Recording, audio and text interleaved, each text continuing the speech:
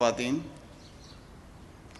القرآن courses net work Pakistan کے زیر اہتمام آپ حضرات کے علم میں ہے کہ ہر ماہ کے دوسرے اتوار کو فکری موضوعات پر درس قرآن و حدیث منعقد کیے جاتے ہیں۔ آج کا درس قرآن و حدیث بھی اسی سلسلے کی کڑی ہے اور آج کا ہمارا موضوع تہذیب و تمدن پر اسلام کے اثرات و احسانات کی نشست نمبر 3 ہے۔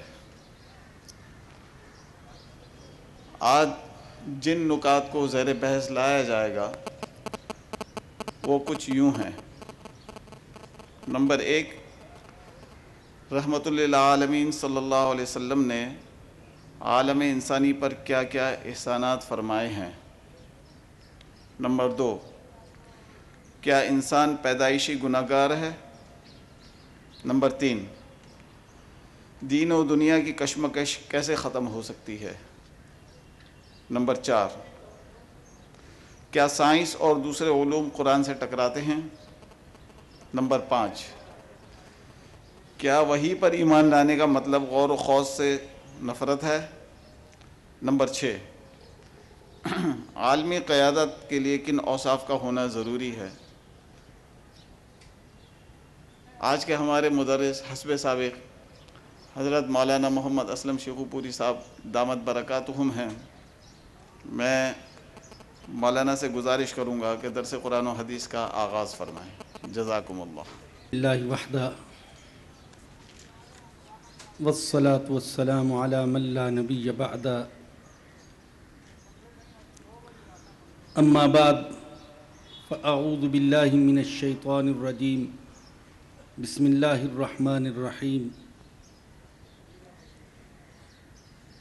لقد من اللہ علی المؤمنین اذ بعث فیہم رسولا من انفسہم یتلو علیہم آیاتہ ویزکیہم ویعلمہم الکتاب والحکمہ وإن كانوا من قبل لفی ضلال مبین۔ آمنت باللہ صدق اللہ العلی العظیم وصدق رسولہ النبی الکریم۔ قابل صد احترام خواتین و حضرات،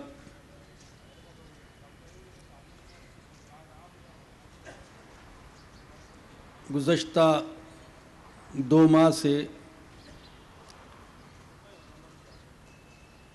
اسی عنوان پر گفتگو ہو رہی ہے جس عنوان کا آپ کے سامنے ابھی ذکر کیا گیا۔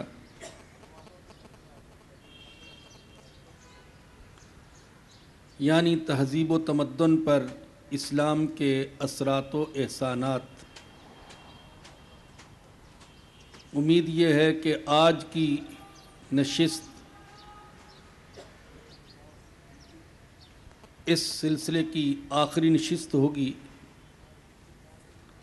اللہ تعالیٰ سے دعا ہے کہ اللہ پاک ہمیں اسلام کی سمجھ عطا فرمائے، اسلام پر زندہ رکھے اور اسلام پر ہی ہمارا خاتمہ فرمائے۔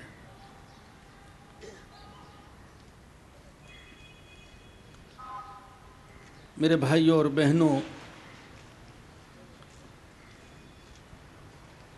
حضور اقدس صلی اللہ علیہ وسلم سے پہلے کی دنیا دیکھیں اور حضور کی تشریف آوری کے بعد کی دنیا دیکھیں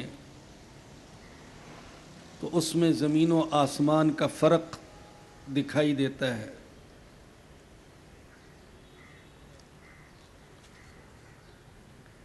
ایسا نہیں ہے کہ حضور اقدس صلی اللہ علیہ وسلم وہ پہلے انسان تھے جن پر وحی نازل ہوئی۔ آپ سے پہلے انبیاء پر بھی وحی نازل ہوتی رہی اور وہ مختلف کتابیں اور صحیفے اور مذاہب لے کر دنیا میں تشریف لائے، لیکن جس وقت آپ کی تشریف آوری ہوئی اس وقت لگتا یہ تھا کہ انسان ہر مذہب سے اور اخلاق سے اور معاذ اللہ خدا سے باغی ہو چکا ہے، اور صرف ایک انسان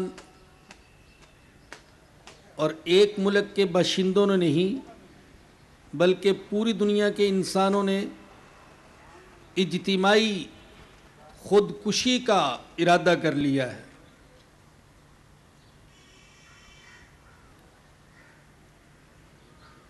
چنانچہ اللہ پاک قرآن کریم میں فرماتے ہیں وَاذْكُرُوا نِعْمَةَ اللَّهِ عَلَيْكُمْ اِذْ كُنْتُمْ أَعْدَاءً فَأَلَّفَ بَيْنَ قُلُوبِكُمْ، اپنے اوپر اللہ کے احسان کو یاد کرو کہ تم آپس میں دشمن تھے، اللہ نے تمہارے دلوں میں محبت ڈال دی، فَأَصْبَحْتُمْ بِنِعْمَتِهِ إِخْوَانًا، اور تم اللہ کے فضل و کرم سے آپس میں بھائی بھائی بن گئے، وَكُنْتُمْ عَلَى شَفَا حُفْرَةٍ مِّنَ النَّارِ، اور تم آگ کے گڑھے کے کنارے پر کھڑے تھے۔ ایسے لگتا تھا کہ اے انسانوں، تم سب نے آگ کے گڑھے میں چھلانگ لگانے کا فیصلہ کر لیا، فَأَنْقَذَكُم مِّنْهَا، اللہ نے تمہیں اس میں گرنے سے بچا لیا۔ اور ظاہری صورت جو بچاؤ کی صورت ہوئی، ظاہری صورت جو بچاؤ کی تھی وہ یہ کہ اللہ نے حضور اقدس صلی اللہ علیہ وسلم کو رحمت للعالمین بنا کر بھیجا۔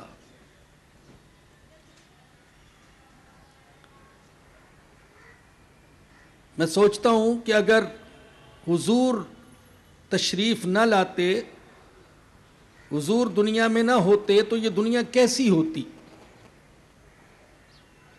شاید آج تک وہی شرک ہوتا، وہی بت پرستی ہوتی، وہی ظلم و ستم کا دور دورہ ہوتا، وہی جور و جفا ہوتا، اسی طریقے سے بیٹیوں کو ذبح کیا جا رہا ہوتا، اسی طریقے سے عورت کو میراث سے محروم رکھا جاتا اور مزدوروں کو زیادتی کا نشانہ بنایا جاتا، اور انسانی خون کے نذرانے بتوں پر چڑھائے جاتے، دریاؤں، سمندروں اور درختوں پر انسان کو قربان کیا جاتا، مگر حضور اقدس صلی اللہ علیہ وسلم کی تشریف آوری کے نتیجے میں اس دنیا کا نقشہ ہی بدل گیا۔ عقیدہ توحید جو دنیا میں عام ہوا تو حضور اقدس صلی اللہ علیہ وسلم کی محنت اور برکت سے انسانوں کے درمیان رنگ، نسل، زبان کی بنیاد پر جو اختلافات پائے جاتے تھے اور کسی کی عزت اور ذلت کا معیار اس کا خاندان اور قبیلہ تھا، یہ معیار ٹوٹے حضور اقدس صلی اللہ علیہ وسلم کی محنت کے نتیجے میں۔ انسان کو احترام ملا، اور ایسا احترام